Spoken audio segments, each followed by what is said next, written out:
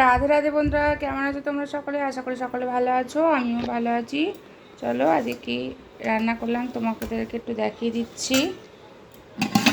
এখানে করেছি ভাত, এখানে আছে নিম বেগুন ভাজা, এখানে আছে লাল শাক ভাজা, এখানে আছে পাঁচমিশালি তরকারি, এখানে আছে ডাল, মুসুরির ডাল, পেঁয়াজ দিয়ে করেছি, পেঁয়াজ ফোড়ন দিয়ে। এখানে আছে ডিমের অমলেট করে ঝোল। এই তরকারিটা খেতে খুব ভালো লাগে। তোমরা ওতে অবশ্যই কমেন্ট করবে কার কার ভালো লাগে এই ডিমের অমলেট দিয়ে তরকারিটা। আর সঙ্গে আছে টক দই। দইটার মধ্যে চিনি দিয়েছি বলে এরকম হয়ে গেছে, পাতলা হয়ে গেছে। যাই হোক, এই ছিল আজকে আমার লাঞ্চের মেনু। আমার ভিডিওটা যদি তোমাদের ভালো লেগে থাকে তো অতি অবশ্যই একটা লাইক করতে ভুলবে না। টাটা।